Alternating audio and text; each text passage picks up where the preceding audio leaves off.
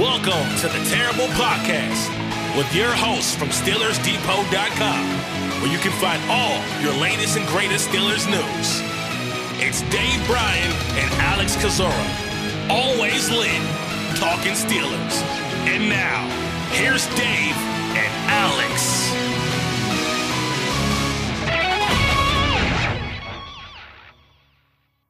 Welcome to the Terrible Podcast, Season 14, Episode 66. He's Dave Bryan. I'm Alex Kozora, SteelersDepot.com. Thanks for being back with us here this Friday. Steelers Nation just over 24 hours away from kickoff on Saturday between the Pittsburgh Steelers and Cincinnati Bengals. A true must-win game for the Pittsburgh Steelers as their playoff hopes are certainly looking bleak right now, starting Mason Rudolph at quarterback to try to guide them through on this Christmas weekend. Dave, how you doing?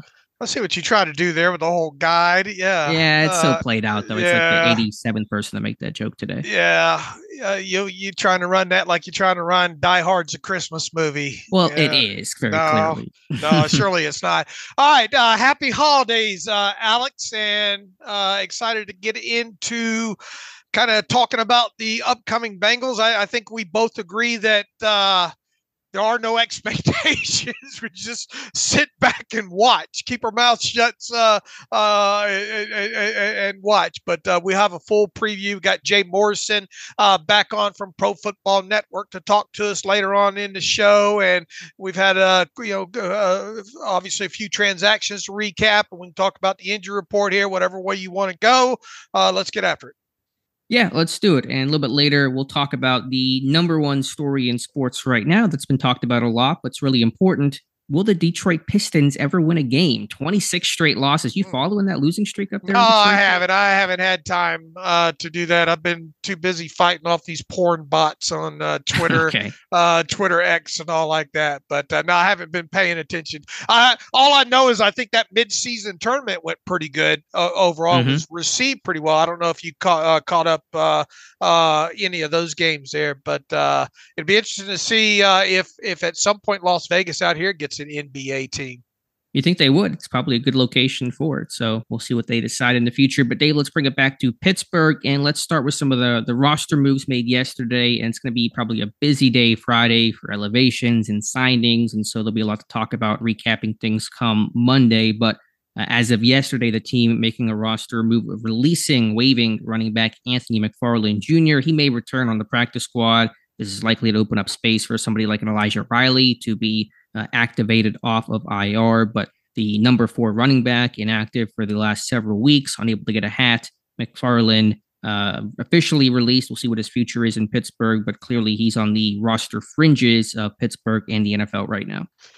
Yeah, it's going to be an interesting Friday. I don't know if that gets done before we get off of this thing, but we are expecting a flurry of transactions before 4 p.m. Eastern time here. And, as part of the kind of the roster news there, we finally got the update on Damontae Kazee and his appeal I guess you could kind of take it as a slight win in his favor. He's still going to miss the final 3 regular season games, but should somehow the Pittsburgh Steelers get in the playoffs, Damontae Kazee can be reinstated at that point. Playoffs? You're talking about playoffs? Can't even win a game. But that's the news there. So one of the transactions today should be Damontae Kazee going to the reserve suspended list. And thus, with that move forthcoming, there's 2 roster spots to fill on the 53-man roster.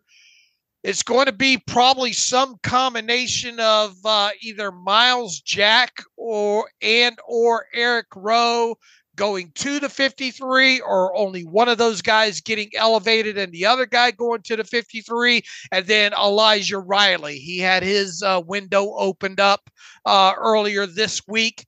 It would make sense that he goes back to the 53 as one of those moves there. I guess the only question then at that point, both of us expect all 3 of those guys, Myles Jack, Eric Rowe, and Elijah Riley, to be part of the active inactive roster by the end of the day, right? I'm almost certain on Rowe and Riley, a little less so on Jack, but likely that he will be elevated as well. Right. The only other question is, will there be another elevation? Maybe, in other words, to get them up to, I guess, what would that put them at? 55-man active inactive roster. I have a feeling it's going to be more like 54, which would leave the team to have 6, I think, inactive players, right? At that point, but needless to say, the big question, I guess, becomes if Miles Jack ends up either on the 53 or an elevation, he obviously would get a helmet. Right. You would think, would that put a guy like Blake Martinez on the inactive list again? The way I kind of view it right now, rolling through kind of a predicted inactive list, would be Kenny Pickett, Minkah Fitzpatrick, Trenton Thompson, Dylan Cook. Who else did I have on there? Maybe Blake Martinez. And then who was the other? Oh, Dylan Cook, right? Or did I mention Cook already? There would have to be one other one on there. D lineman, I guess, Liao. Oh, yeah, either Liao or Loudermilk there, because you would think that Darius Rush would get a helmet this week with all that's happened in the secondary and all, right? Potentially, I think this thing could go a bunch of different ways. Inside linebacker, at safety, just to kind of bounce off of that from the injury standpoint. 3 players ruled out. That's Trenton Thompson with the neck stinger, Minkah Fitzpatrick with his knee that was known by Monday, and Kenny Pickett with the ankle. So again, Mason Rudolph officially getting the start for the Steelers. Now Mitch Trubisky will be the backup, but yeah, you're talking about, a lot of change there, at inside linebacker, potentially because of the play and the struggles that group has had, and then the injuries heavily impacting. You're without your top 3 safeties in Minkah and Casey and Thompson. So you're probably starting Eric Rowe and Riley, maybe. I mean, I'm not even sure where this thing's going to go in terms of starting guys. Of course, Patrick Peterson could get some work there. I really don't know how that safety rotation will look. It's probably going to be multiple people trying to fill those roles. Yeah, I think we talked about that the other day. I mean, you wouldn't expect, even if Patrick Peterson logs more time at safety, you wouldn't expect 60 snaps of that, would you? No, I wouldn't necessarily. Probably some more dime stuff. But God, if somebody else goes down mid-game, just wait for that to happen again. Peterson may have to, like last week. So you're stronger at corner, on outside corner with Wallace and Porter. That kind of gives you some more flexibility to do something with Peterson. Again, I'm not really sure what their plan is, but they're going to have to figure this thing out. Yeah, you're going to be busy in the charting department, I think. Yeah. The best news, frankly, is that Jamar Chase is out. I mean, for Cincinnati, to not have to worry about covering him and Higgins is the best thing you could say about the beat-up Pittsburgh Steelers secondary right now. And you would expect Joey Porter to follow Higgins around. Yeah, they're going to probably bracket, roll coverage, and certainly I would expect Porter to follow 85 all game long. All right, and you hit all the injuries there with the 3 players out, so now we just sit and wait for the roster moves here before 4:00. And Cam Hayward officially clearing concussion protocol. He will play. Isaac Seumalo did not practice on Thursday, but has no game status. And so he might be one of those surgery guys after the season ends, if I had to guess. He's been toughing this thing out, but everyone else there, good to go. And for the Bengals, as mentioned, Jamar Chase, their only big absence, but it's a huge one with that shoulder injury suffered in last Saturday's win over the Minnesota Vikings. Dave, where to from here? We have the injury set up. We have the roster moves. Is there any other minutia that I'm missing to talk about before this game kicks off? Mike Tomlin met the media in the middle of the week, which is uncommon for him, and it wasn't a huge surprise, especially his what he talked about. Yeah, it was not talking about our extended warranty or anything like that. It was about George Pickens, a little bit of Kenny Pickett as well. Tomlin, I thought he was candid with his thoughts on George Pickens. Others seem to disagree, that I got feedback on Twitter from, but I thought he was pretty candid and had some critique and essentially said that Pickens is not handling the media well, but also offered some support and said he's a talented guy, did confirm he is going to play against the Bengals and said he's a guy that can help us win. And so he will be out there. I'm a little tired of the Pickens story at this point. I know it's because, it's a huge story. It's national media driven right now. I don't know what else there really is to be said about it that has not already been said about it. But what are your interpretations, your thoughts on Mike Tomlin's comments? I kind of focused in on Tomlin saying how committed they are to his development. I don't know how much what else are you? It's not like he's going to come out and say we're not committed to him. But I think Mike Tomlin takes this as a challenge. More than anything, I think we know that pebble has caused a blister in the shoe now. It's not just a pebble anymore. But my kind of takeaway was, and we'll obviously find out during the offseason and all like that, it feels like they are committed to trying to get him through this. Obviously, through he's not going anywhere right now through these final into the season games here, and they couldn't make him inactive if they wanted to be honest with you. I know a lot of people listening are saying, where is the discipline here? But how much do you? There's a whole team concept and responsibility to trying to win the game as well. And they're a better team most of the time, except for a couple of running plays when he's out there, as opposed to him not being out there. Look, George Pickens has caught it from every different angle this week, right? All the talk shows, the local media, you name it. He's been the target of conversation. He hears that stuff. I'm sure Mike Tomlin's talked to him again, this past week here. Now it's time to look, you can question a lot of things about a player, right? You can question technique. You can question how he's being used. One thing that you should not have to question during a game is effort.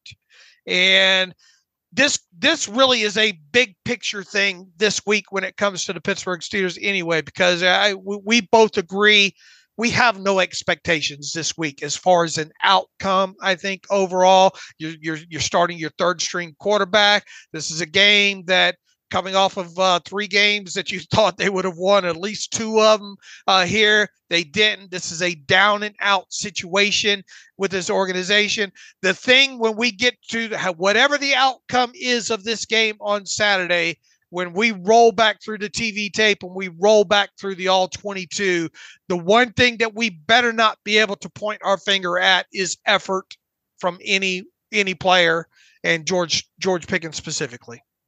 Sure. Again, I don't have really any new thoughts on Pickens. I'm not going to sit here and criticize him today. I did that Wednesday. Right. There's not much new. What I would say about Tomlin, just to kind of put on the other hat, it's easy and it's justified to criticize Pickens for his actions or inactions, his lack of effort, and the words he chose to use with the media.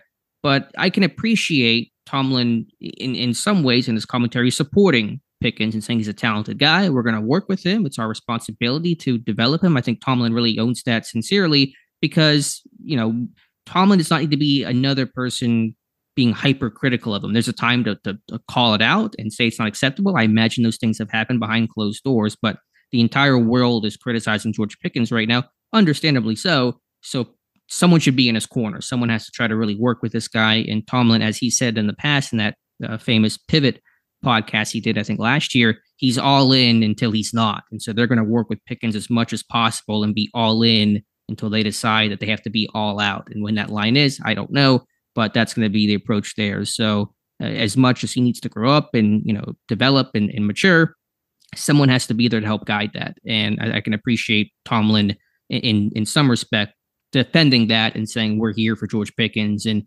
he should feel like somebody is going to help him through this time. Boy, the best thing that can happen on Saturday is 8 catches, 135 yards, 2 touchdowns, and sitting somebody on their ass in the running game. And a win. And a win. Yeah.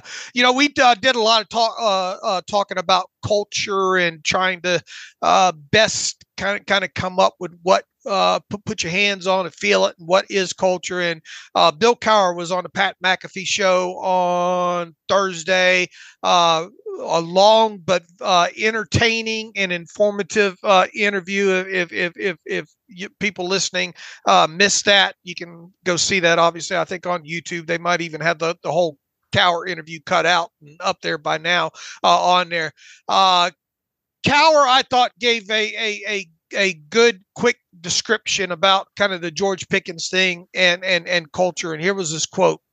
He says, "I think it is disappointing to see and hear what George Pickens talks about, because culture really is about commitment and sacrifice. And you're not just playing with one another, you're playing for one another."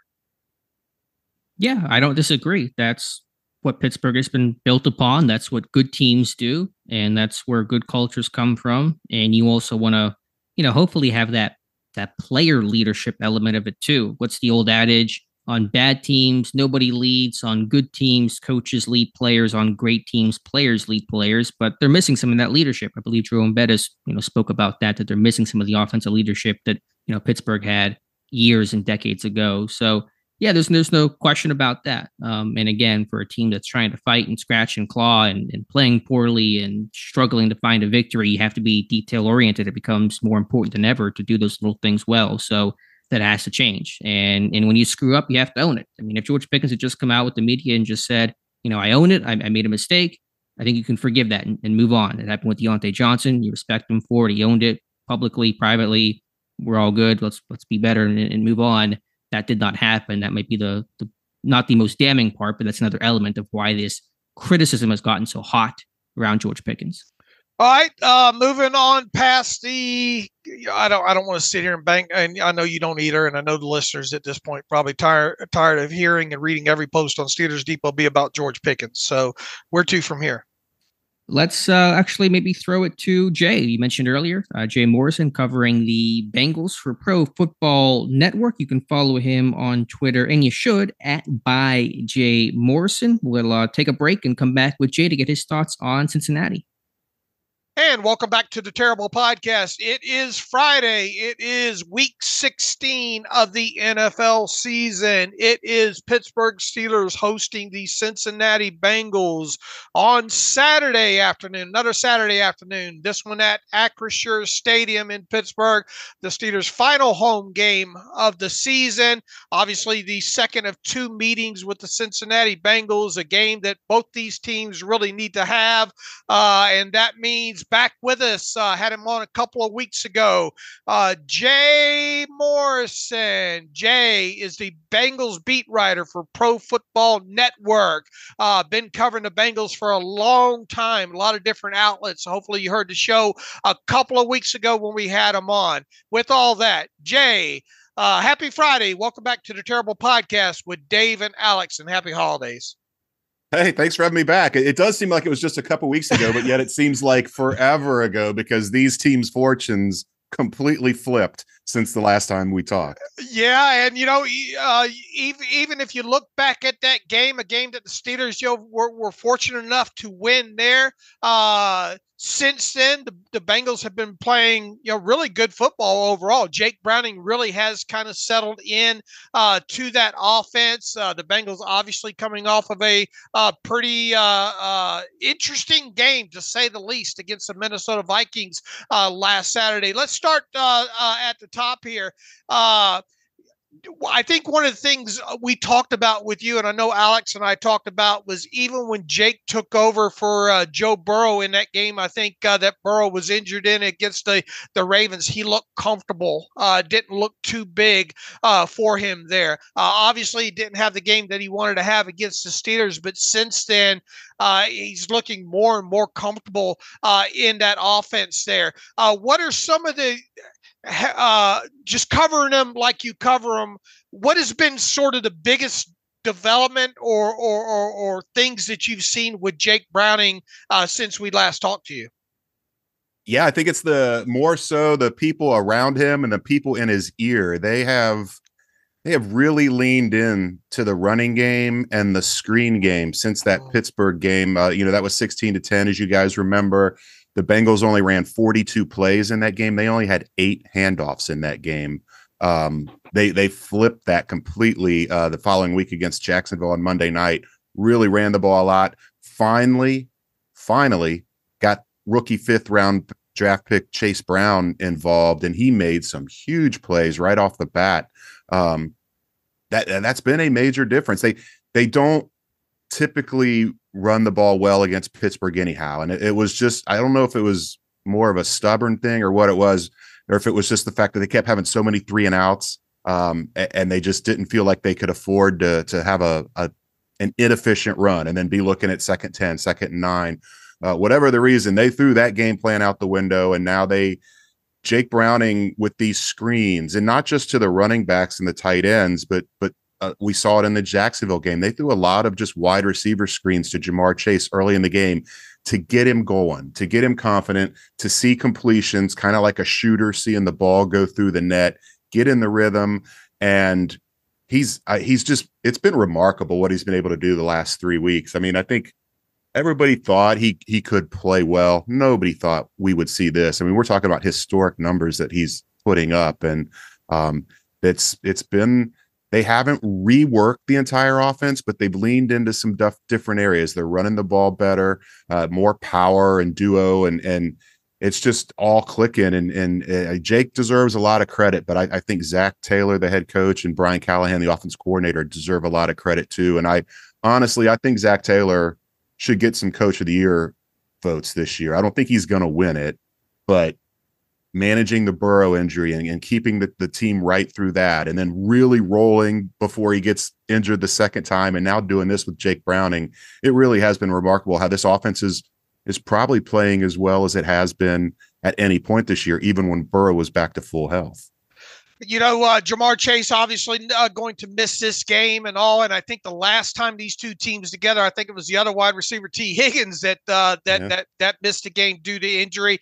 But based on what they're doing right now, if I know you'd much rather have both of these guys, and it's hard probably to choose between the two, but is it almost better this time around for them to have, if you were to pick one to have to sit, would it maybe beat Jamar Chase? Because look, I mean, they still have this shorter passing game, as you mentioned. They're using the running backs in the screen game. They're using the tight ends. It's a more controlled screen game, but he's still not afraid to throw the football down the field. I mean, he missed one down the middle of the field to I think it was who was it, Trenton Irwin or Charlie Jones, yeah, in that game. But a couple other throws in that game is, I'm sure T. Higgins is down there somewhere, and he made the catches there.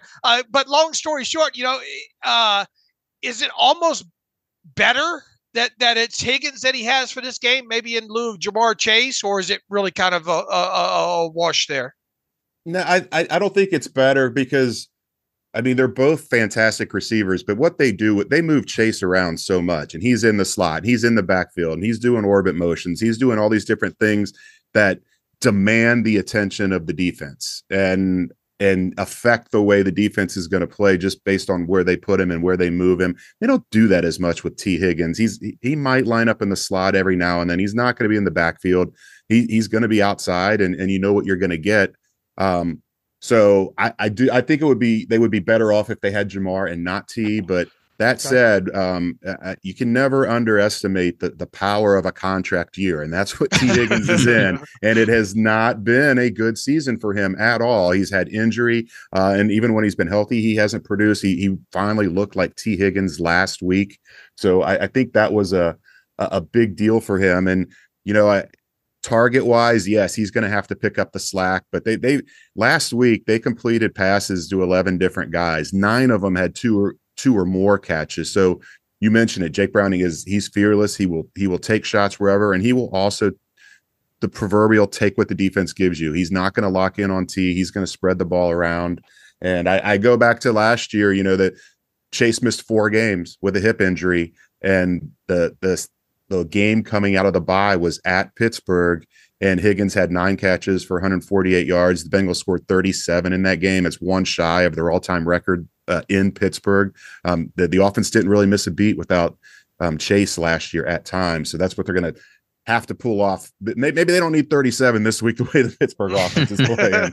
But I mean, they've shown they're capable. They went 3-1 last year without Chase, and they put up good numbers. So I think that's what they're kind of leaning on, that they've been here and done this. Although this is the first game they've not had Burrow and Chase both. And that was a hell of an effort by Tiggins at the end of that. That catch and that effort for the touchdown. That was something for sure. Go ahead, Alex.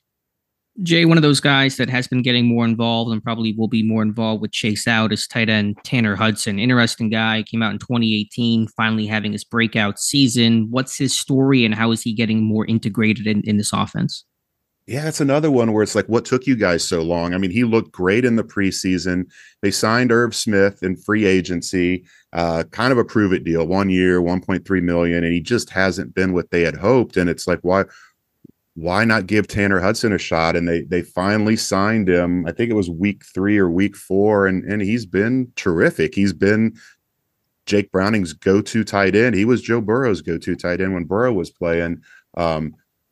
Not the most athletic guy, but he's got terrific hands. He's got good height. We saw him climb the ladder and make a nice leaping catch for a touchdown last week. And it's interesting because, they typically dress 4 tight ends, and Drew Sample and Mitch Wilcox are kind of the grunt guys and the blockers. And Drew Sample will line up in the backfield on 3rd down, and because he's just so much better at pass protection than Joe Mixon is. I'm sure you guys will get to this later, but DJ Reader, their right. Excellent nose tackle in the middle, is out, and they are going to load up on defensive tackles. I don't know that they can dress all 4 tight ends this week, so you may see Irv Smith be inactive, and that just means they're going to lean even more on Tanner Hudson in this game. I was actually going to take you there, Jay. Defensively, DJ Reader, the quad injury suffered against Minnesota, out for the season. A huge blow to them. Him and Hill were a great interior duo. How do they replace what Reader offered? Yeah, I mean, I don't know that you can. You just try to stem the tide, and they're gonna call up Dominique Davis, who looked really good in the preseason, an undrafted guy. They signed Travis Bell off of waivers from Atlanta, but he just got to Cincinnati yesterday. He's not gonna be active this week. They've got Josh Tupou, he's one of like the 4 holdovers from the Marvin teams of 2018. He's an undrafted guy, and he's been around all these years after being undrafted, a pretty anonymous outside of Cincinnati, but he does a solid job in there. And then Jay Tufele is a guy they claimed off waivers last year at the cut down day, and he's one of those guys. He's inactive most weeks, but when he does play, he comes up with a wow play or 2 every game. So and then they've got Zach Carter, who's ideally more of a 3 tech, but he can play the run in there as well. So I think they're just going to throw bodies at it. They're just going to keep those guys cycling through there, try to keep them fresh. And this has not been a good run defense all year, even with DJ Reader in there. And it's primarily been the cutbacks and losing contain and just other runs out on the edge where the DBs have not done their jobs. I think we're going to see Pittsburgh just slam it up in there and test these defensive tackles and just really try to play power football. It makes sense anyhow when Mason Rudolph's your quarterback, but then when you got DJ Reader out, it just this feels like it's going to be an old school December AFC North kind of game. The last time these 2 teams got together, the Steelers finally started to get Pat Freiermuth involved. Best game of the season for him, 9 catches, 120 yards in that game. Do you think the Bengals will be more apt to kind of look for that this time around, especially with, the Steelers don't need to turn the football over. When they turn the football over, they're already handicapped on offense as it is. And even though Mason Rudolph can stretch the football down the field, he's going to pick his shots and be a lot more calculated than a guy like Mitch Trubisky was. I expect a lot of underneath stuff, and then maybe to try to get Pat Freiermuth involved heavily in the game, in the passing game again. Is that kind of what you're thinking the Steelers will be? Because I agree with you. I think they need to try to slam that ball up in the inside with Jaylen Warren and Najee Harris. Just keep trying to pick away at it, hopefully not get behind on the scoreboard. And then when they get in more manageable type situations, maybe get Pat Freiermuth involved. Yeah, because you guys saw in that first meeting, they got I think it was the second play. Freiermuth had a big reception, and it didn't take. They didn't have to establish the run to set him up, and I don't think they will have to this week either. But if they get that run game going, that's really going to stress the Bengals defense. And it's interesting what the Bengals do. A lot of times on 3rd down, they'll take Dax Hill, their 1st-round pick from a year ago, and move him from safety to kind of a tight end covering specialist. And if you remember right, I think more than half of Freiermuth's catches in that first meeting were on 1st and 2nd down, where they were going to him before they went to that alignment where they've got kind of a tight end specialist covering him. So it'll be interesting to see if that continues and if the Bengals try to make Dax Hill just a permanent follower of Freiermuth or how they're going to handle this. I mean, Logan Wilson's terrific in coverage, but a lot of times it was just zone defense, and Freiermuth is pretty savvy. He found a spot in a soft spot in the zone every time, and he really lit them up. And it's been a story for years that the Bengals have always struggled against opposing tight ends. And that was just a continuance of it. And I don't know if they're going to have an answer for him. They better. I mean, it seems I know they've got really good wide receivers, but there's some disconnect going on right there. Obviously, as you guys know, with the Steeler receivers, I mean, I think Freiermuth is the most dangerous weapon, and it's going to be interesting to see how the Bengals try to combat that. Talk a little bit about how Sam Hubbard's coming along with his overall health. He hasn't kind of looked like the same Sam Hubbard, at least in kind of what I've looked at on tape this year. Yeah, he's getting a little older, and they still play him a lot. So I don't know if part of it is just December wear. It's been kind of disappointing. Joseph Osai, their third round pick from a couple years ago, he lost his rookie year. He was really coming on last year, and he had that dumb penalty in the AFC Championship game. They were really counting on him this year, but he had offseason surgery on his shoulder, and he's just never gotten back to full strength, and they're not using him that much. So it's kind of fallen on Sam to play more snaps than really they would like. But a lot of it too is they always say he's one of the best run defenders as far as edge guys in the league. And I think he still does a good job with that. The pass rush maybe isn't there, but it doesn't have to be when you've got Trey Hendricks on the other side. I mean, he's just playing like a man possessed. And I think they're willing to live with maybe a little bit of decline in what Sam's able to do as a pass rusher, as long as he's still good against the run, because that's what they need. The run's been killing them all year. And then Myles Murphy, their first round pick, has really been coming on of late too, but they don't flip their ends. So he's usually on the side spelling Trey Hendrickson, and then they'll use Cam Sample, a fourth round pick from a couple years ago, to spell Hubbard when need be. But you're right. It's been a bit of a down year for Hubbard in terms of pass rushing, but he's still the guy they need him to be against the run. Jay, subjective question and answer. I am just curious, who would you consider the defensive MVP of this Bengals team? Is it Hendrickson? Is it Logan Wilson? Is it somebody else? Just who do you think is that one guy this team cannot afford to lose? Yeah, it's Hendrickson, just for what we kind of just talked about, where you take him out of there, and then that's really I don't know if I want to say anemic, but it's an average at best pass rush. And he's, like I said, he's just been a man possessed. He's already set his career high. He's already set the Bengals record. He's still got 3 games to go in terms of sacks. He's had at least half a sack in 6 straight games. Last year he did it in 11 and came within 1 of the NFL record. He's just consistent. He's always there. You can count on him for 1 or 2 a game, and he's making plays now even when he's not sacking the quarterback. BJ Hill, the defensive tackle that started alongside DJ Reader, he's had interceptions in each of the last 2 games. There's only 4 interior defensive linemen that have had interceptions in back-to-back games in NFL history, and he's one of them now. And they've been the direct product of Trey Hendrickson forcing fumbles, and the one was ruled. We thought it was going to be a fumble. It was ruled a pass, and so either way, it was going to be a turnover. It's just a matter: does Trey get a sack strip, or does BJ get an interception? And BJ got the interception. And then last week, same thing: pressure from Hendrickson, and Nick Mullins just threw the ball right at him on the ground. Right into his face I could have mask. caught that one, to be fair. Yeah, but an 18-inch interception. Yes, exactly. And now he's lobbying for snaps on offense. Of course. Let me flip the question then, Jay. Who do you think is the unsung hero of that defense? The guy that does not get enough credit for the job that he does? I would say Jordan Battle, the rookie 3rd round pick. They were kind of reluctant. This seems like an ongoing story here, but they were reluctant to play him early. They needed to see more from him in terms of tackling, and they were rolling with Nick Scott, who they signed in free agency from the Rams. He'd only been a 1-year starter. It was a bit of a dice roll, and it didn't work out because Nick Scott was terrible against the run. And finally, They went to Jordan Battle. It was in that Baltimore game. The Bengals got caught with 12 men on the field. Nick Scott was the 12th man. Lou Anarumo, the defensive coordinator, lit him up coming off the field. He never played another snap the rest of that game.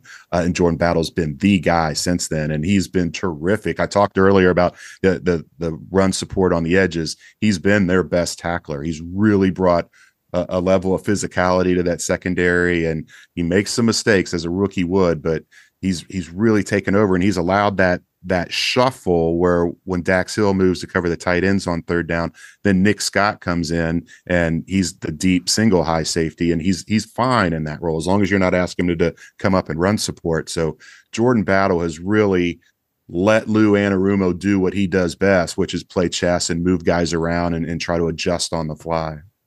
My last question for you, Jay, then I'll let Dave finish things out. Just a quick early view for the draft. What do you think Cincinnati might go for a top position to look at next year? Is it outside corner, interior O-line, something else? I think it might be tackle, and it could be wide receiver. I don't see T. Higgins being here next year, and I don't think we're going to see Jonah Williams here. He's on his fifth-year option this year. They moved him to right tackle. He wasn't happy about that when they signed Orlando Brown. I don't know that they can afford either one of those guys. And I don't know that Jonah Williams, I mean, he's put on a brave face. He said all the right things. He's had his best year, but he wants to be a left tackle, and he's never going to get that chance here with Orlando Brown here. So I think he's gone, and there is nothing. I mean, nothing behind him. I mean, they are in bad. They've had the same 5 offensive linemen have started every game this year. They're one of only 3 teams in the league that can say that. It was the same thing last year. They went into the Christmas Eve game against New England, riding that same incredible streak. And then starting in that game, Lael Collins went down in that game, and then Alex Kappa went down in the next game, and then Jonah Williams. They just started falling one by one. So I don't know that they can keep Jonah Williams this year, and they cannot roll the dice with another second, third, fourth round tackle. They're going to have to go after an offensive tackle, I feel, in the first round, because I don't think there's money in free agency either to address it with what they've paid Orlando Brown, what they're going to pay Jamar Chase, what they paid Joe Burrow. This is what happens when you have that franchise quarterback on that incredible deal. You have to start making some hard decisions, and I think they're okay. You mentioned corner. I think they would like to stock up there, but I think they're okay there. They've had great success getting those guys in the second round.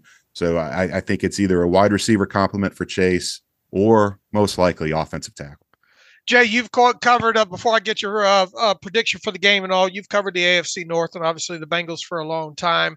From the outside, I mean, you obviously know what the Steelers are about and all like that. What is your outsider kind of view on the Steelers right now? You know, a lot of talk right now, obviously coming off of the George Pickens thing last week, and Mike Tomlin and culture and all like that. What's your thoughts on the organization and Mike Tomlin? And do you give any credence that the Steelers would consider moving on from Tomlin in one way or the other, either letting them go or trading them or along those lines?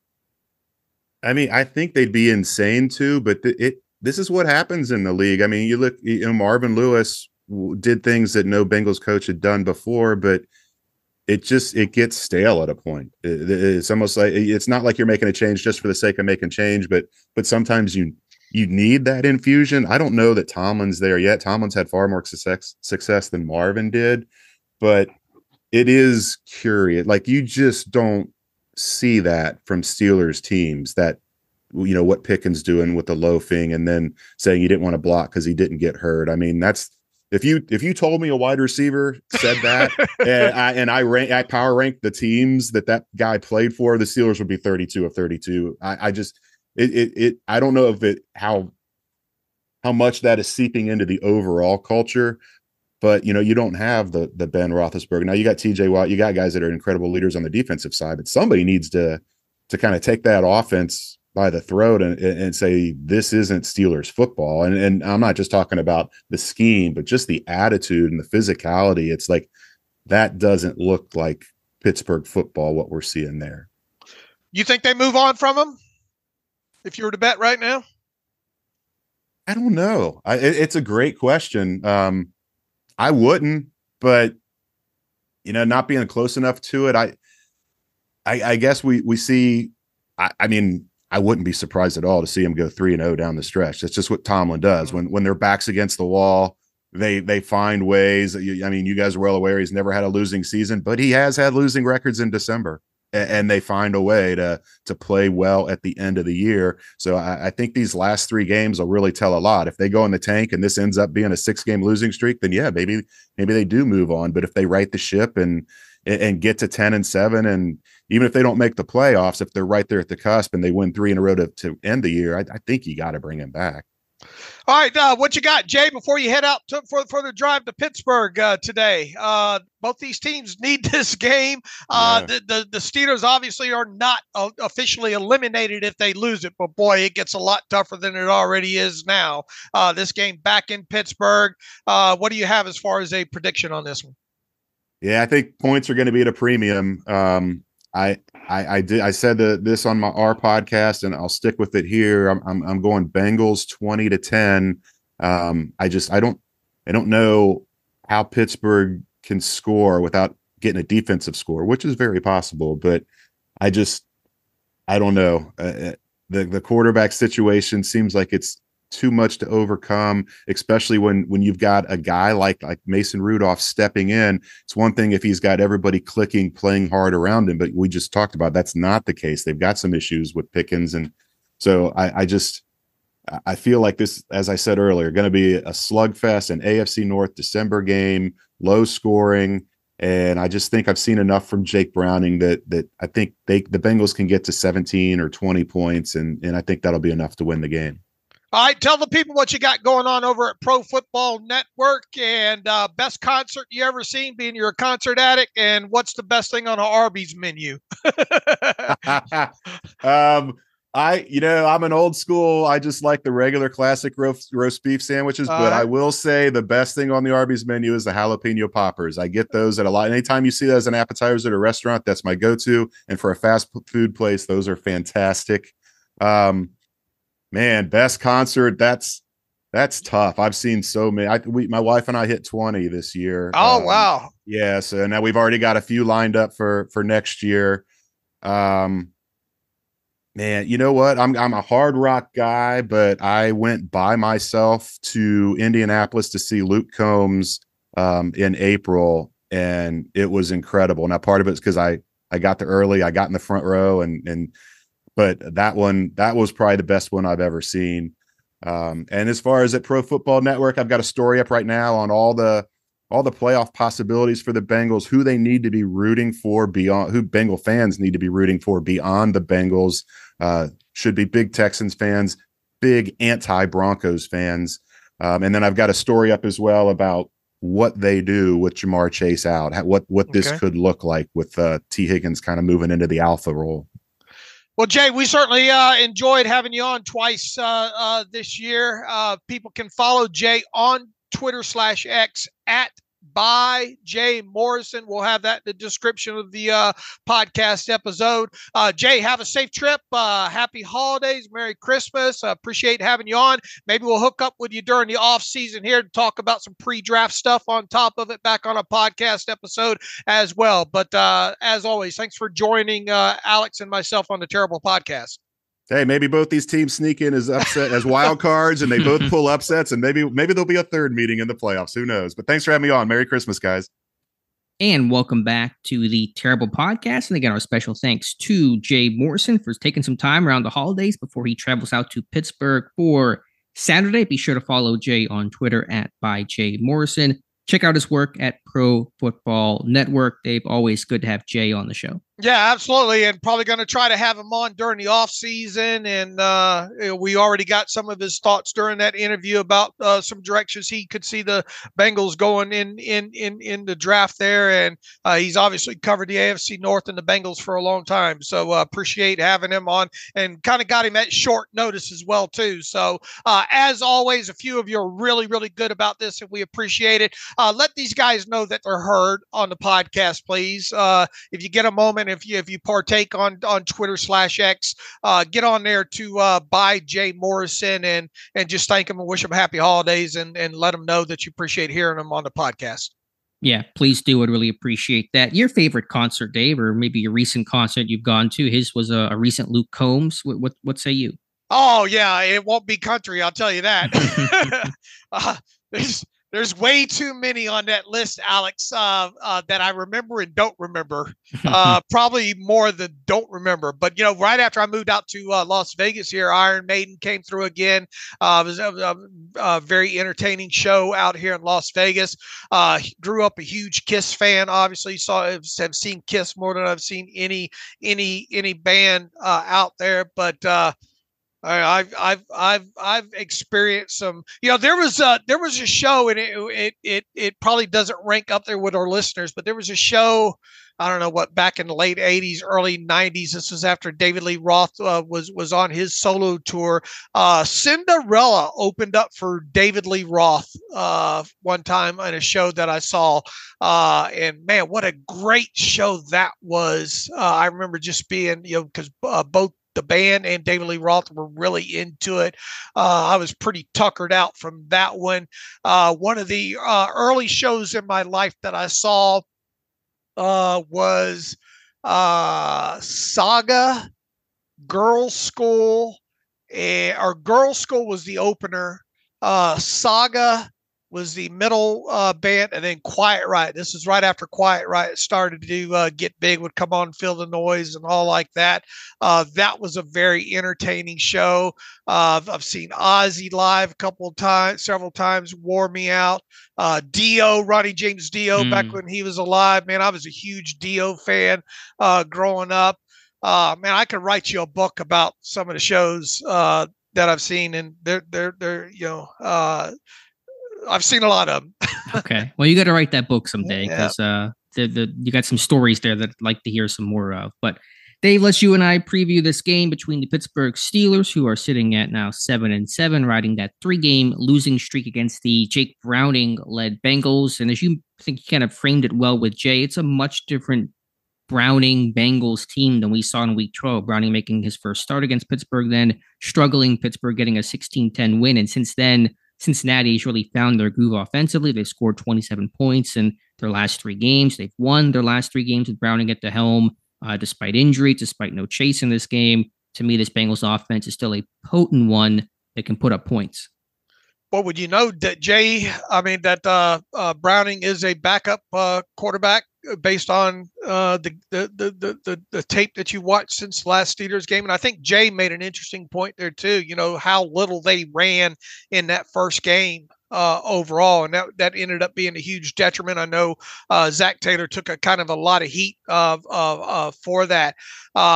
He is really comfortable in that offense now. I think the thing that really sticks out, as we mentioned in that interview as well too, is they're using the backs out of the backfield in the passing game. They've got some explosive plays with the Chase Brown kid. They'll throw to both running backs. They do things that the Steelers only wish they could do in the screen game right now. So I think that's a component of it. He's really, really comfortable throwing to the middle areas of the field. He just missed one to Charlie Jones that would have been a hell of a highlight. What I kind of view as a blown coverage in that. You don't get many looks at things like that. He just did throw it out of reach to Charlie Jones, but he is spraying the football around quite a bit. Yes, they will miss Jamar Chase overall in this, but T. Higgins is a guy that you wish the Steelers would do more of that with George Pickens, right? Kind of just let your guy try to make a play, and T. Higgins has done that quite a bit. But my overall takeaway is he looks very, very comfortable in that offense, and prop to Zach Taylor and that coaching staff for making whatever tweaks they need to do to make that show up on tape. They've really gotten some guys to step up late in the season, one of them being T. Higgins, who is a more established player. He's probably going to get paid decently well in free agency, but, he had struggled, as Jay mentioned, early in the season, had a hamstring injury. I think he had some drops, but really came on big against the Vikings, including the touchdown you referenced, him stretching out, and just an incredible play overall. But other guys, Chase Brown, as you said, the rookie running back, the speedster, screen game, toss game, He can make some big plays there. He has the second fastest speed of any player on a single play this season. I think he had 22 miles per hour on that screen pass he took for a touchdown against the Colts. So this dude has legitimate speed, both time speed and on field speed. And then a guy like Tanner Hudson, who I asked Jay about, unknown guy for many years, having a big season right now, and he's kind of gotten consistently involved. Pittsburgh struggles with tight ends. You imagine Hudson will be targeted quite a bit, especially with Chase being out. So overall, it's a pretty fundamental offense. They have been more committed to the running game, of course, post Burrow. They've had 6 of their 10 rushing touchdowns this season have come, I think, the last 3-4 weeks, and Joe Mixon been good in short yardage. And then Brown's become a complement to that. They have a second running back that they can employ, and it's a different skill set, which is important for them. So this offense will obviously miss Chase a lot, though, in terms of just his talent, his versatility, aligning him all over the field. That's going to be a big thing that they really cannot replicate. Yeah, they'll take Joe Mixon now and kind of focus him on mostly on those interior zone and gap runs, and then they'll run the tosses and stuff to the outside with Chase. But Chase can run inside if need be. That guy, and look, they'll go empty and they'll move those running backs out in space too, right? Yeah, they run a lot of empty, and they run, smash concepts, and they try to make a lot of triangle reads for Browning. I don't think they're making life particularly tough on him, which is smart. That's what you want to do for a young quarterback, even one playing as well as he is. He's probably playing as well as he is in part due to the system and the scheme, and kind of making the reads relatively easy on him. And he's a guy that can extend the play. I mean, he did that against Pittsburgh. He's got enough mobility and kind of enough size and strength to, shrug off some blitzers against Pittsburgh. Shandon Sullivan's coming in on that nickel blitz, free shot. He can't take him down. So that's a guy that can extend the play to some degree. And so you better be ready to plaster and not assume the play is over within 3 seconds, because Browning can keep things going. Right. But the biggest drawback with Browning, he seems to get him the most problems is when he holds the football a little bit too long. So you got to get in those almost like you did in that first game against them, right? If you don't shut down this running game early like you did last time around and get them away from the run, it's gonna be a long day. Because sure. if they stay ahead of the chains, Browning can easily manage those type situations. And with the Steelers, with the personnel in flux and how we expect that to get rotated around on the defensive side of the football and all, Are we going to see more old school Dick LeBeau cover 3 in this, and just tackle the damn catch, shut down the run, and try to tackle the catch and not get so exotic this time around? I mean, there could be an element of that. I think Pittsburgh will keep things simple defensively. I don't know if it's going to be necessarily that. I mean, you could play some man. Your corners are healthy. And the corners are not the issue. The safeties are more the issue. What you probably won't do is some of the more post-snap rotations and trying to disguise things that'll probably be relatively easy to read from Pittsburgh's end of things. If you're Jake Browning, we're not going to try to spin the safety back last second or rotate coverages that much, if at all. My biggest concern for this game is, one reason, and there's many reasons, and I don't want to sound like Mike Tomlin here blaming the defense solely, but over the last 3 games, Pittsburgh has 1 defensive takeaway, just 1 over their last 3 games. And the Bengals are among the best in football of taking care of the football, just 12 giveaways the entire season. That's tied for the NFL's fewest, and their plus 11 turnover ratio is second in the NFL, only behind the 49ers. And so you have a Pittsburgh defense that's hurting, that's struggling to take the football away against a Bengals team that does a great job of taking care of the football. That's not a recipe that lends itself to a Pittsburgh Steelers win. Let's see. In the giveaway department, however, Alex, in the last 4 games, they have 4 giveaways, including the Steelers game, all 4 of them interceptions. Yeah, that's fair. I'm trying to think about how some of those happened. One of them was against the Vikings. He got fooled, I think, kind of in a trap situation on the outside, threw it right to the Vikings player over there on the left side. I'm trying to remember a few of them. Thompson picked him against in that Week 12 matchup on that big interception in that left flat. Okay. But I think Browning has improved things over time. I think that's not a throw he would make again in this game. Right. That first start, you get some of those shitters, you make that mistake. I think you're right. I mean, obviously, when you go from Burrow to Browning, the numbers have changed a bit, but just overall, I mean, it's not a tremendous number of giveaways that they've had, even with Brown there, and they've been able to find ways to win because of it. They've only fumbled the football away twice this season and have not fumbled one away since the game against San Francisco in the middle of the season. Yeah, they're well coached. I mean, that's what you can say about them. The scheme is good, and whenever you're able to go on to backups and lose key guys like Higgins and maybe Chase a little bit in the second half of that Vikings game and still win, that's when you know you're well coached to be able to overcome things that lesser teams, lesser coaching staffs may not be able to push through. I don't think we're going to see them abandon the run so early this game, right? Probably not, but it's going to be tough for them to still run the football. Pittsburgh has always played good run defense against Pittsburgh or against Cincinnati. The Bengals traditionally with Mixon have, as you said, kind of more of a zone power game, and Pittsburgh can generally handle that, especially the power game well. So can they get Brown more involved? Can they substitute the run game for the quick pass game, the screen game, the RPOs, the wide receiver screen game? We'll have to see. But that's going to probably determine this one. How well can the Bengals run the football? All right, flip it over to the Bengals defense, and it's been a front seven that has been struggling to stop the run throughout the season. They're tied last in yards per carry allowed, and then on top of that, you lose one of their top players on the entire defense, but certainly one of the top guys interior defense with DJ Reader out for the season with a quad injury. I'm with Jay. I had my report: run the ball between the tackles, up the middle.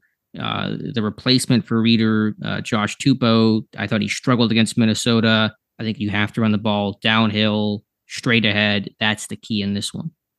Overall, now, obviously, not a lot of games that's happened since the Reader injury and all.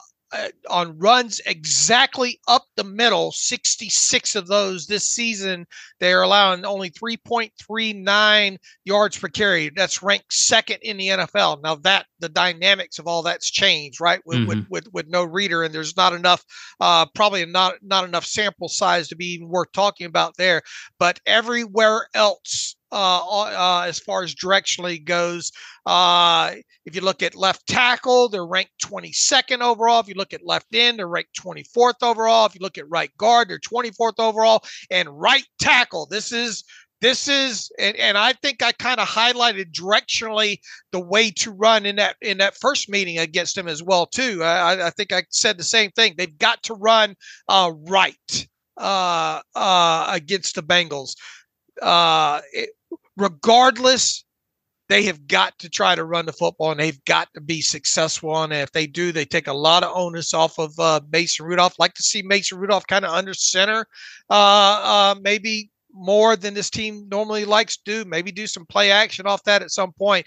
But they absolutely, we've got to come out of this game, I think, talking about the Steelers running game and how they just were able to continually, they got to do to the Bengals what the Colts just did to them during a stretch in this game.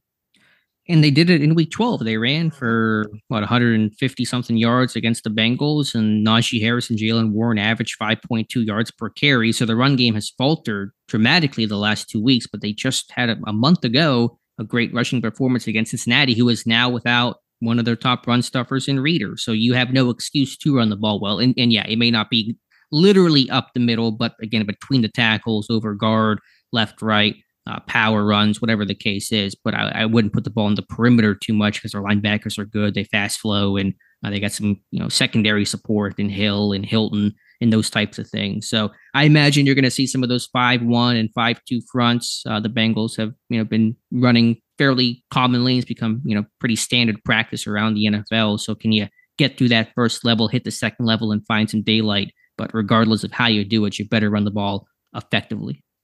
You better be able to use Pat Freiermuth in the passing game like you did that last time as well, too. I think there'll be a little bit more wiser to it, especially earlier in the game, because didn't Freiermuth have like a couple of right down the middle of the field in the first quarter or something? The first play of the game they hit it.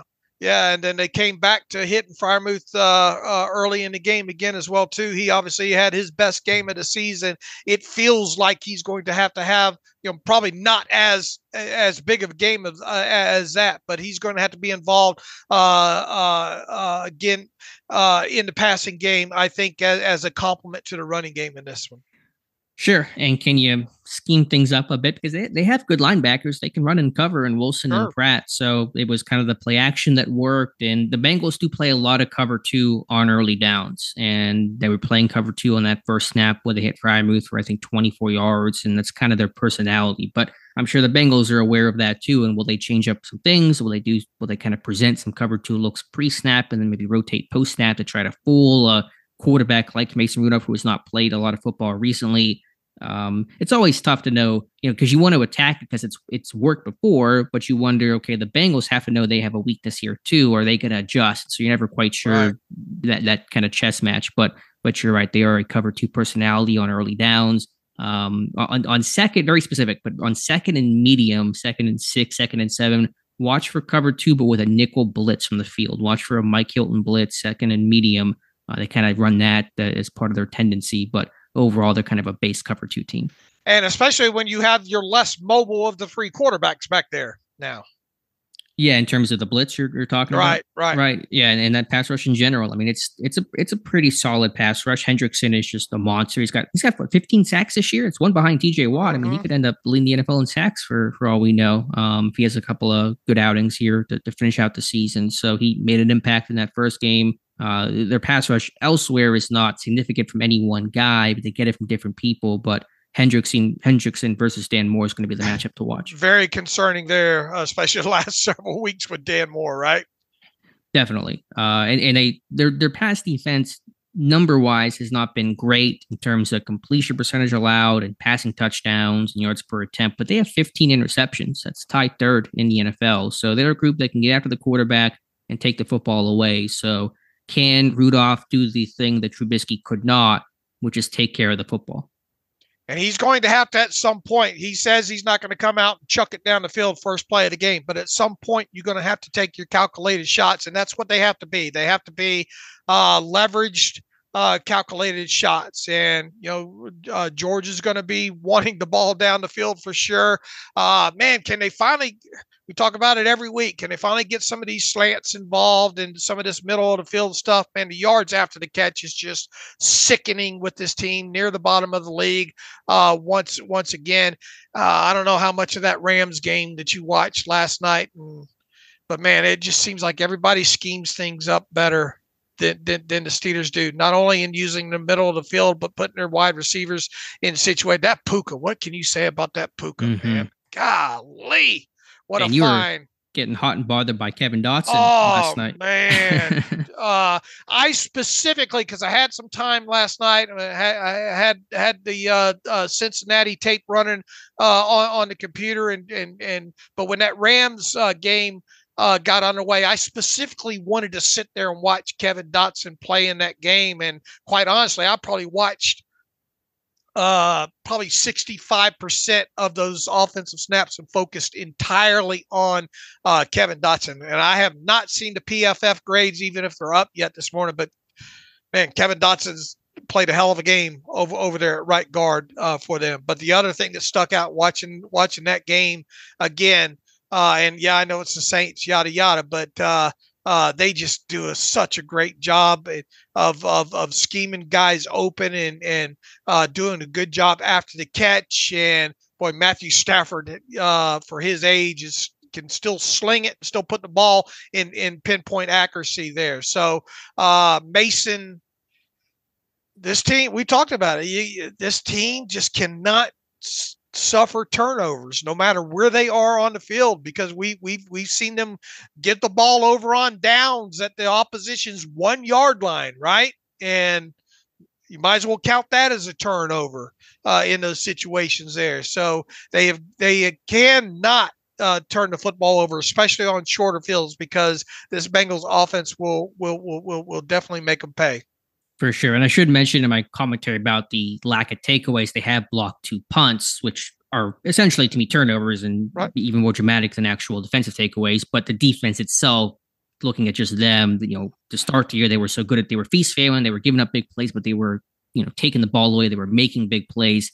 They got to get back to that. To pull up the PFF grades, Kevin Dotson, the top-ranked offensive lineman of all of them last night. And if you apply his grade to week 15, That would have been the 4th best grade across all offensive linemen in the NFL. So another sterling performance last night for Kevin Dotson. And that was me judging it off the TV tape, which is, obviously you much rather have the all 22 it was that impressive just off of the TV tape. So, hey, kudos to him, man. And shame on the Steelers for letting them get away. As far as explosive plays go, the Steelers last week, I think had one. The week before that, they had 3 against the Patriots. The week before that, against the Cardinals, they had 1. Is it just the 1?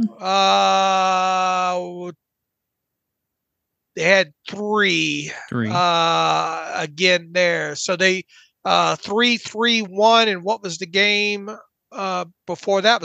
It was the Bengals, right? And they had, how many did they have against the Bengals in that one? A couple. 400-yard game, the first. They had 5 of them in that game. I'm sorry, 6 of them in that game.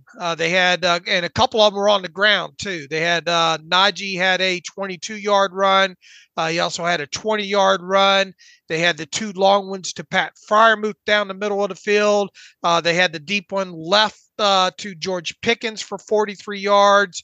And they had Deontay Johnson, a deep one down the right side. Remember that one? He dumped right in the bucket right in front of Minka Fitzpatrick on the sideline there. It feels like we need another 4 or 5 from this offense in this game, with a couple of them on the ground.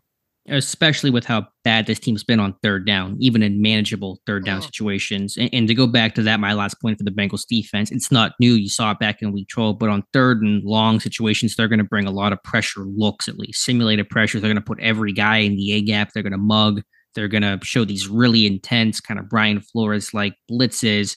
And they will drop out. They usually play zone on this and usually drop out at D tackle or something. But how do you handle the chaos of you have 8 guys at the line of scrimmage? You don't know who's rushing. You don't know who's dropping. You got to know where your hot receivers are actually be able to communicate this stuff well. They really kind of present some chaos looks. And so can Mason Rudolph be able to sort through that, especially with him lacking mobility? That ball is going to have to probably come out pretty quickly because there's likely to be a free rusher. That's the intent of what the Bengals are trying to do. So third down, how do you handle those creepers or those simulated pressure looks the Bengals like to give that, again, is becoming pretty popular on the NFL? That's going to be a big test and big task. Mason Rudolph has some wins against the Bengals. Yeah, what was the article we wrote earlier this week? His most complete game in his career came against the Bengals back in, was it 2019? I guess it would have been. Obviously been a while ago and all like that. Another thing, penalties, Alex. Penalties. Yeah, you can't have 9 or 8 for 101 yards. I mean, this stuff is killer. I mean, Pittsburgh is beating themselves as well as the opponent is beating them. So needless to say, have to clean those things up. Yeah, you can't have 10 of them beat the Bengals, that's for sure. And then field position, special teams has to be better. Harvin has to be better. Even Bosch, you can't miss an extra point. I mean, not that Bosch is a root problem here, but just those little detail things like that all play a factor. So field position, Pittsburgh has not won it over this 3-game losing streak. Besides getting some of that pressure on the block punts, but just in terms of punting average and net punting average and those types of things, it's not been good enough. We need to talk about a 3-phase win. Yep. A complete game, which Pittsburgh really has not played the entire season. They need to do it on Saturday. Any other final thoughts here, Dave, on the Bengals? No, just run the damn rock, man. Run the rock, stop the rock. Listen, that Bill Cowher interview, that's what you going fully into, but they need to. Oh, it's fun to hear him. Accent. Fun to hear that Yinzer come out and Bill Cowher during downhill. Yeah, he caught himself there as he was talking, kind of getting that Yinzer mode, talking to the Yinzers there with McAfee. All right, Dave, before we get to our picks for Week 16 and, of course, the Steelers-Bengals game, I want to know what direction you're going. I don't know who you're picking here in this one, but before we do that, let's hear from our friends over at MyBookie. Alex, it's Christmas time. If you found a $100 bill on the ground, you wouldn't walk past it. So don't pass up a chance at easy cash with MyBookie. MyBookie has the biggest online selection of odds and contests to fill all your sports betting needs anytime, anywhere. So you can turn that sports knowledge into cash in your wallet. Christmas cash. Bet on the NFL, the college bowl games, or play for a share of big cash prizes in the weekly blackjack tournaments that MyBookie MyBookie has. If you've been waiting for the right time to get in on the action, what are you waiting for? The time is right now. Make your winning move today. Sign up at MyBookie. Use promo code TERRIBLE. That's promo code TERRIBLE and claim your deposit match redeemable up to $1,000. Again, go to mybookie.ag, use promo code TERRIBLE to claim your bonus. Experience the thrill of sports betting right from the comfort of your own home. Bet anything, anytime, anywhere with the fine folks at MyBookie at mybookie.ag. All right, Dave, we are both 1-0 to start the week. The Rams getting the win over the Saints last night, looking great on offense. So let's keep that streak going. Let's make our week 16 picks. All right. Let's see. Also on Saturday, after the Steelers play the Bengals, you have the Buffalo Bills at the Los Angeles Chargers. The Steelers really will be let's be honest here. Who's scoreboard watching this week? Yeah. But go East and stick. Yeah. Especially when it comes to this game. It'd be helpful if the Chargers pulled one out of their you-know-what. But Chargers hosting the Bills. Bills minus 12.5 in this game. Yeah, I got to go with the Bills on this one, Dave. Yeah, it's hard to imagine, obviously having a coaching change there in Los Angeles and Easton Stick at quarterback. I'll take the Bills cover that 12.5 there. Another game that if you're scoreboard watching, the Indianapolis Colts go on the road to play the Atlanta Falcons, who have who is a Heineke, I think, going to start for them, right? This week. This is not a misprint.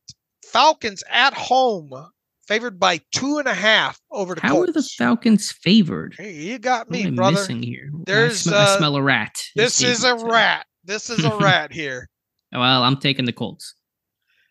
Yeah, it something stinks here, but if those same Colts showed up that played the Steelers, it shouldn't be an issue here. I got to take the Colts plus that 2.5 points.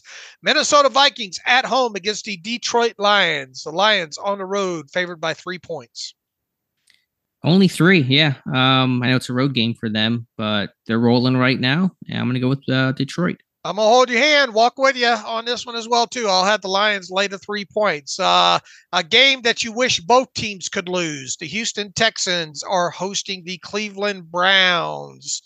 The Browns and Joe Flacco are 3-point road favorites against the Texans, who will be without Stroud again.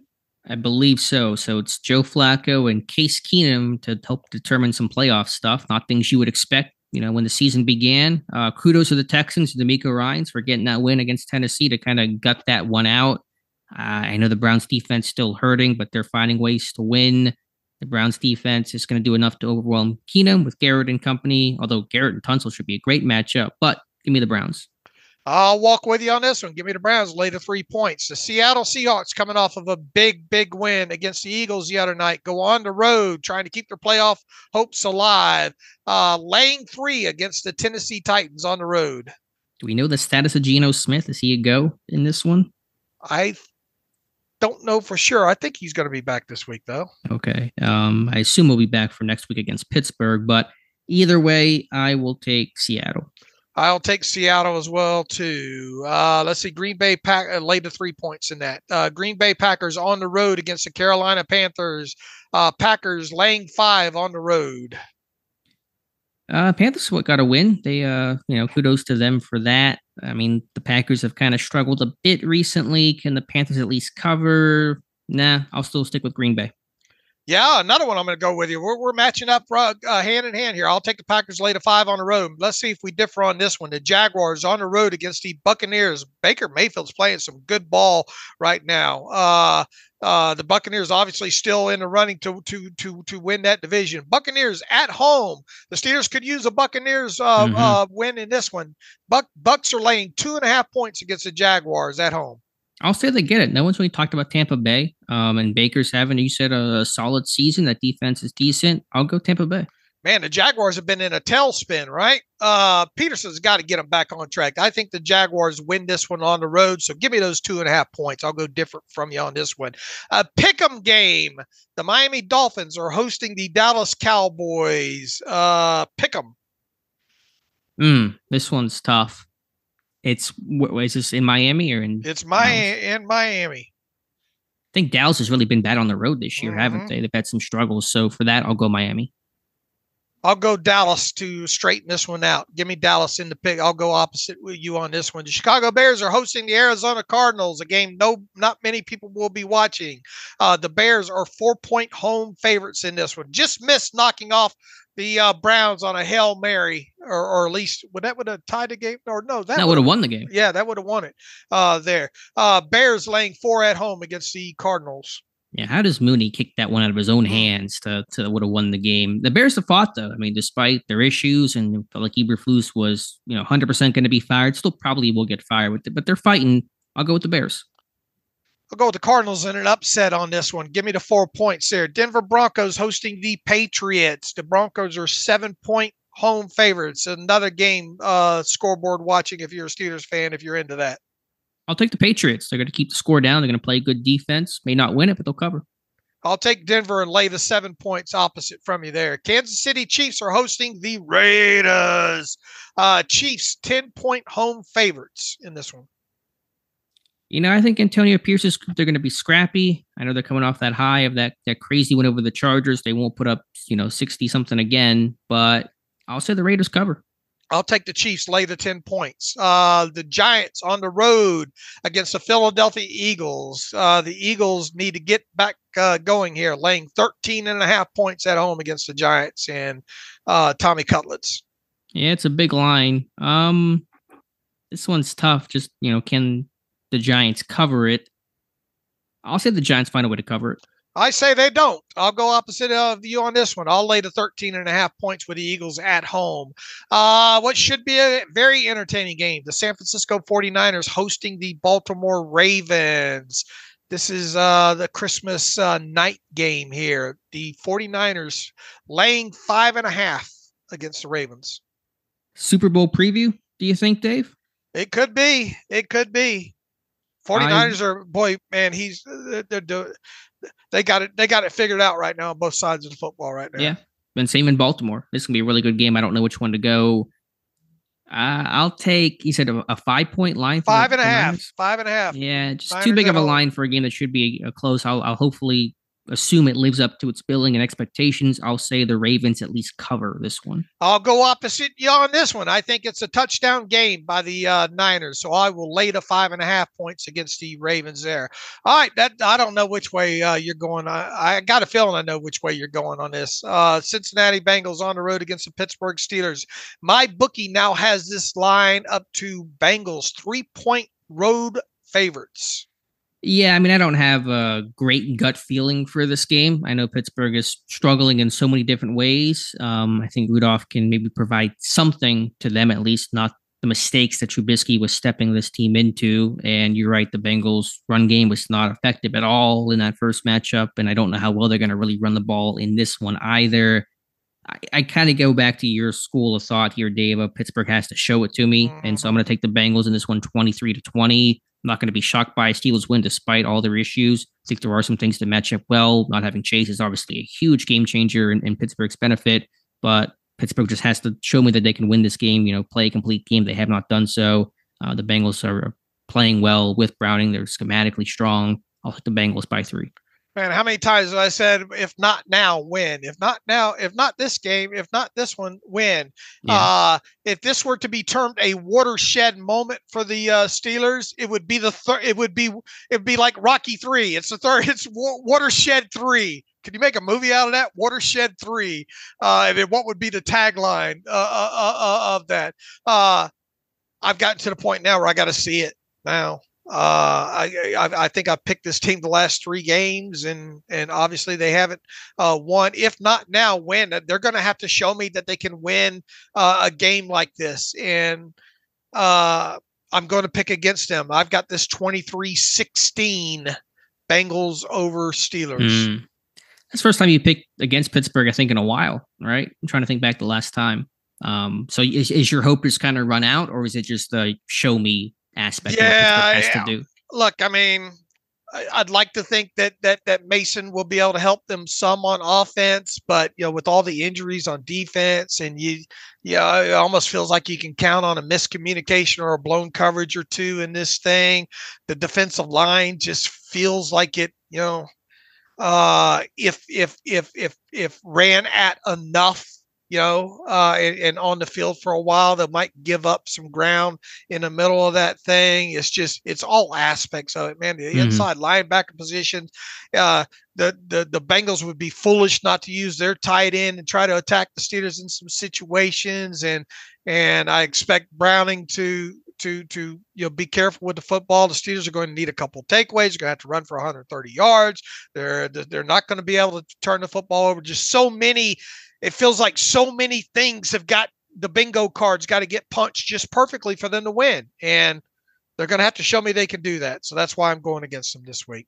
Fair. I understand. I think most people probably will pick the Bengals as well, at least some Steelers fans, just based on watching the product and the results the last 3 games. But Pittsburgh, may surprise you. And if there's a time to win, it certainly is now. All right, Dave, let's get to a couple of reader emails and close out today's show. All right, Alexander Campbell writes in, offensive talent. Hi, guys. Yes, we definitely do not have an offensive identity, and part of that is due to the bad play calling we've had the last few years.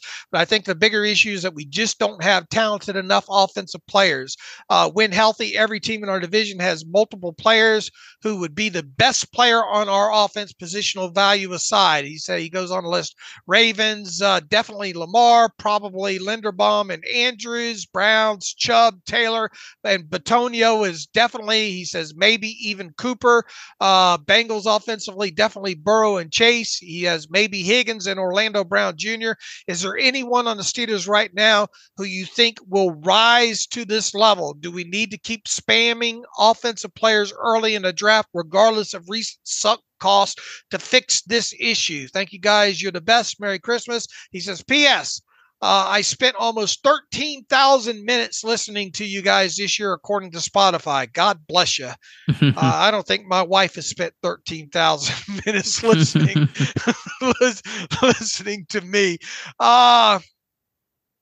This team's got offensive players. They've got talented offensive players. I was listening to that bit between Shannon Sharp and Chad Ochocinco on their nightly show last night. And although it ended up being a lot of yelling and holler and all, Chad Ochocinco put it right. I mean, George Pickens has the talent to be a top 10 wide receiver in this league. He's got to put it all together. The talent with George Pickens is, I don't think, can be questioned, especially if he can continue to become a better route runner and do all the other little things that go along with playing position. I think Deontay Johnson is a great separator. I think he's a talented player. I think Jaylen Warren's a talented player, is he not? He is. Yeah, I understand the point. Does Pittsburgh have that clear superstar those other teams do? Maybe not, but I don't look at it as relative to the AFC North. I just look at it relative to what Pittsburgh has and what we expect them to be able to do themselves. Maybe they wouldn't be able to score more than the Bengals in the points per game, but can Pittsburgh score more than what they're scoring right now and throughout the season? Absolutely. I don't think anybody came into the season having concerns that Pittsburgh did not have enough talent in terms of those skill guys, and there were higher expectations for the offensive line to gel and improve with, say, Malu and potentially Broderick Jones playing, which he is, etc. So I think it's a group that's underachieved, regardless of where you want to rank the talent and say this other team has better talent. That may be true, but is Pittsburgh meeting their own standard? I mean, they're scoring 16 points per game. They scored more in 2019 when they had far less talent, objectively speaking, to me. So, I mean, however you want to frame it, I just frame it as they are underachieving with the group that they have. They should be. They need to be scoring more than they have. And they've now had some sort of incredible long season injury where they've lost their star player for the entire year that, has a reason for the low output like 2019 and Ben. So to me, they have underachieved and been way under expectation. I don't want to go down this rabbit hole too deep because the likeliness of it happening, but I just want to throw it out there just in case stranger things have happened. What if Mason Rudolph comes out and 70% completion percentage, pushes the football down the field, some, doesn't turn the football over, puts the ball in the end zone a couple times. The Steelers score 25 or more points in this game. It's a very good overall offensive performance that gets the W and looks good on tape. What do you do? What do you do against Seattle? Yeah, I've had that thought. If Kenny Pickett's healthy enough. My pretty confident opinion is what the team will do, at least once Kenny Pickett is cleared to play, he will start. So he will start against the Seahawks, regardless of what Mason Rudolph does or does not do on Saturday. I mean, I guess that'd be a good problem to have, meaning that the offense came alive and they won a game, right? Mm-hmm. And still in this thing. There will be those conversations, though, if such a thing happens. Now, if they come out of this, 16-14 and a lot of the same issues, which I imagine are going to crop up again, and limited explosive plays and all like that, it's not going to be that big a talking point. But I do kind of wonder. I mean, I'm with you. I think they'd go back to Pickett, but don't think that won't be a topic of conversation, sure. Right? Oh yeah, it will be, but I'd be shocked if they didn't. Because I mean, if you stick with Rudolph, you're effectively benching Pickett, right? Which becomes your storyline for the entire offseason. And what if you bench Pickett, you don't make the playoffs, Rudolph goes back into a shell and turns into a pumpkin again, and now you don't have a quarterback and he struggles, and you've had this controversy. I mean, it's just a whole mess. So it's not going to happen. All right, Rick has a short and sweet one here. Hey, guys, I think Pickett is wanting to get paid the wrong way. He thinks if he gets cut, becomes a free agent, he'll get paid earlier, not wanting to take the work for it route. Thoughts on that?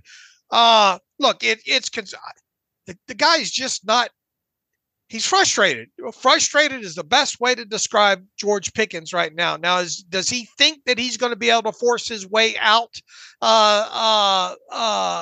via a straight out cut and then thus be able to sign a more lucrative contract deal that way? I'll tell you what will happen if to me, unless he just really goes off the rails even worse, they're not going to cut him. They'll just trade him and get what they can. And then that he'll still be stuck on whatever remains on the rest of his rookie contract. And let's face it, he only has to play one more season on his rookie deal before he's eligible to sign, an extension. So I don't think they'd let him off the look. To go back to what Mike Tomlin said, it feels like this team wants to stay committed to him right now, as it is. So unless he really pouts and we see repeats of this in his final 3 games, I don't think he's going anywhere. I think they're going to just try to work through this with him. But I don't think it would take a lot for them to outright cut him, I think. And I don't think he's trying to be cut. I think he's 22. I think he's got to grow up. I think he's going through a tough season overall. He's got to handle things better, no doubt. But I don't think he's got this master plan of trying to get out of Pittsburgh. The production has not been so overwhelming. He's going to get paid, top 5 money. That's not the scenario we're in. I don't mean to send you down a rabbit hole, Dave. I just want to get your opinion really quickly. Do you think the Pickens story was overdone by the media at large? Has this been focused too much in terms of Pittsburgh's problems? Because they have a bunch more problems outside of George Pickens, poor effort on that one play. I feel like that's kind of maybe overtaken and swallowed up all the other issues the Steelers have right now. It was an easy target. Sure. It's a good story. I mean, it's easy, headline to talk about, but I feel like it's masked the other problems Pittsburgh is dealing with. Sure. Deontay Johnson probably thinking, man, I'm glad they're pointing the finger at you. I mean, not little, or maybe he is. I don't know. It was an easy target when what did Mike Tomlin say in that press conference the other day? You better keep your you better do your job, keep your damn mouth shut, or the vultures, sure. You're going to get, I forget the exact quote that he used there, but something like the attention will be vulture-like. And right. You and I in our mom's basements are just as guilty, but it was easy to go after, especially with all that bad offensive tape that you and I have to watch every week. It's easy. Do I think it was justifiably? I think it was justifiably overblown. Do you think it was overblown? I mean, I think it's a talking point because of what I just said. It's an easy target in all this, and it's not like we weren't talking about George Pickens' attitude ahead of that. In fact, we said, we need to stop talking before that game. We said we need to stop talking about George Pickens in this light, and then he goes out and he did what he did there. Now, look, us and the media and everybody, we'll run it in the ground until we can't run it in the ground no more. It's unfortunate that there's been so much sex sells a lot better, and the negative sometimes sells, or a lot of times sells a lot better. Everybody and their brother is even this late in the week. They're talking about it this morning, sitting here on what am I watching here? First Take right now. Because it's so easy to get a lot of mileage out of this right now. And it's easy to parlay that into Mike Tomlin and the culture and all that. You're getting a 2-for-1 here, So go back to your original question. Do I feel it's overblown? Do I think it's justifiable? Yeah. Is the media going to run with it as long as they can? Yeah. That's probably all fair. I mean, I guess it's less about overblown, but just over talked about. There's only, to me, so much that can be said, and at some point it's like, okay, we got to move on, and there are a bunch of other issues Pittsburgh's dealing with that's kind of been forgotten about almost. I mean, that's just kind of my view of it. Right. Nobody wants to run their listenership or viewership into the ground, and everybody wants to pull the eject cord, what they feel is the right time to say, well, look, we're done talking about that. Right. Mm-hmm. So, but you don't want to be the last one out, but you don't want to be the first one out.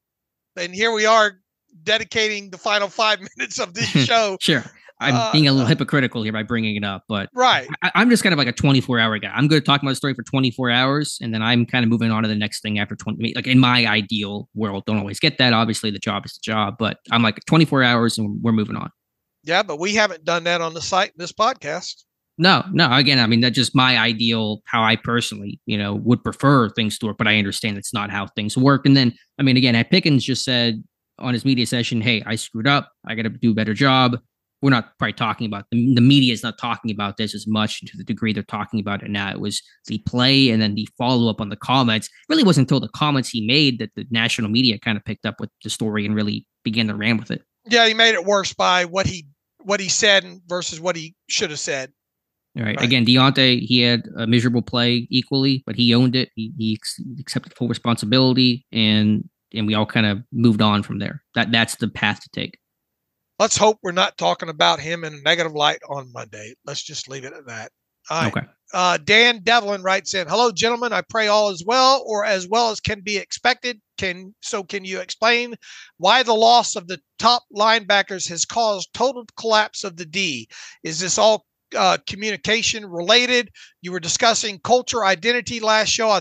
I remember Mike T discussing on his pregame show earlier this season that determining an identity is not good because teams can more easily prepare for you. I thought at that time that was ridiculous comment, but it seems like he has had several comments that did not age well. Is that recency bias with me, or have you noticed similar situations? I didn't like him just kind of saying, well, we are, we can't call us ourselves a physical, what was the buzzword earlier in the year? I can't remember.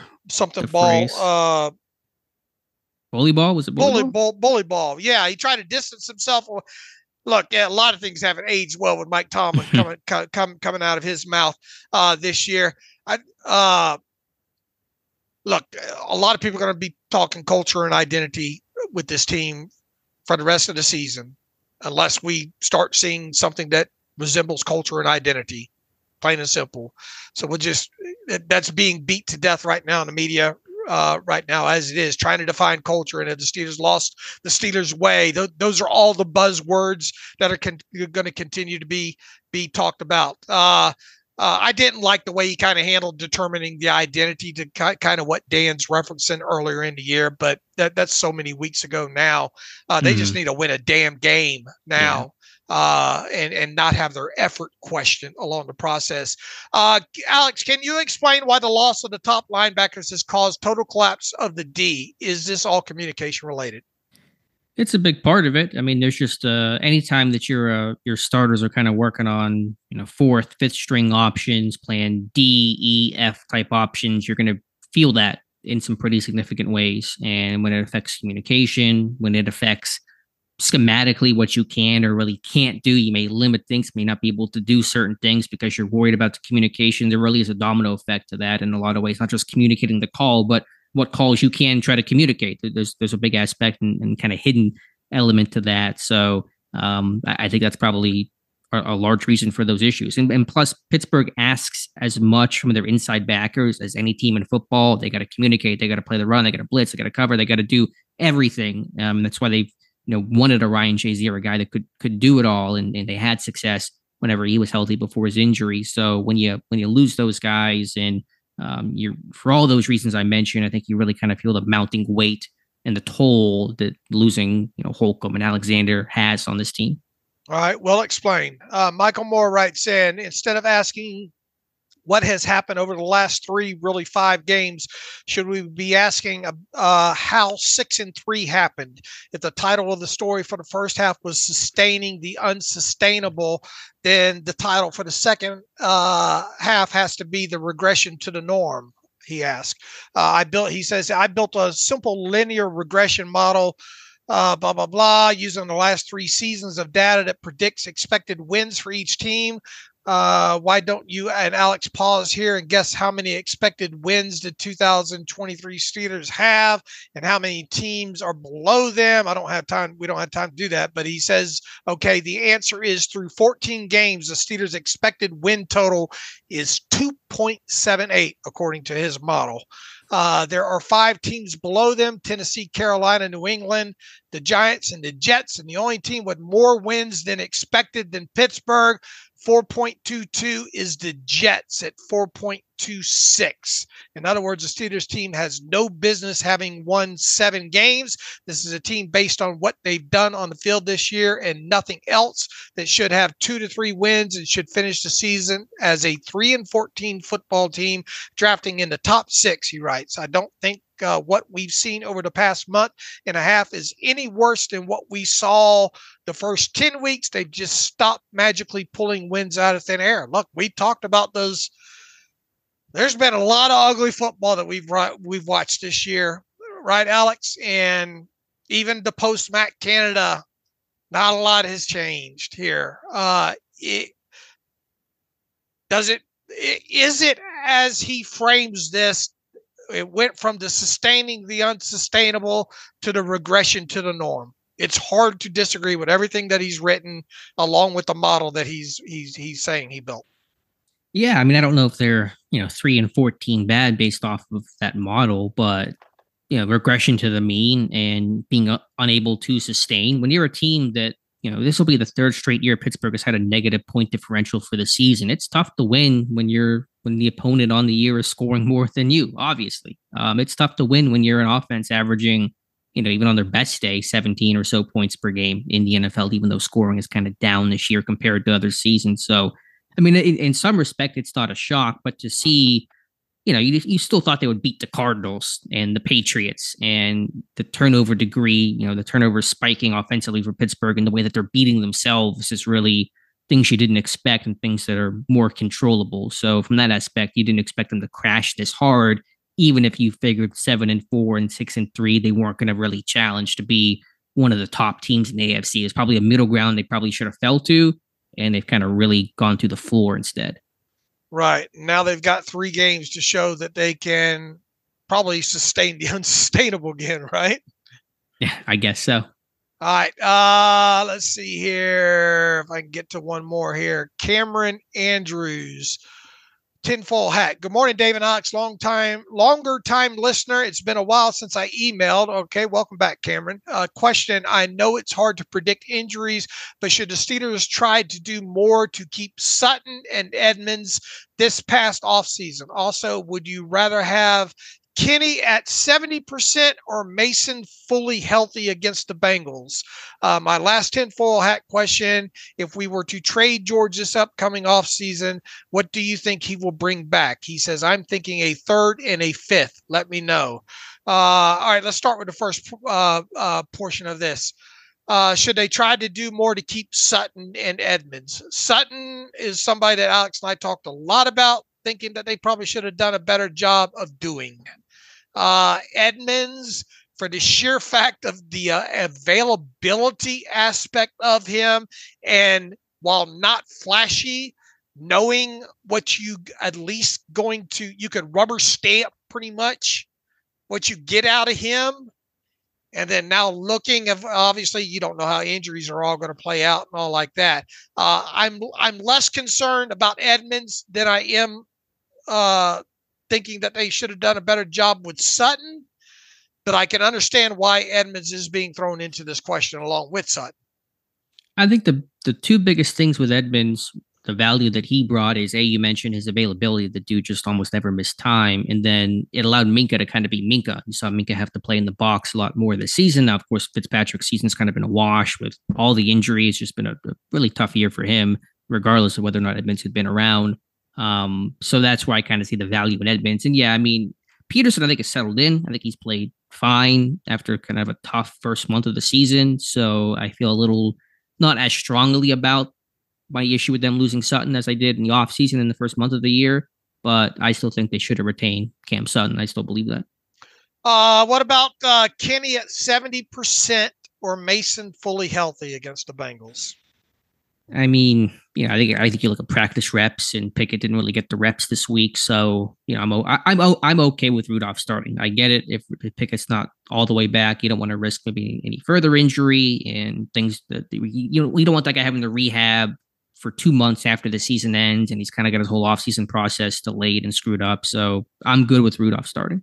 Yeah, I just don't know how much it's going to impact either way, sure, what the output would be. So I guess I would lean with Alex, and just for the sheer fact, don't want to do more damage to Kenny and his body more than anything there.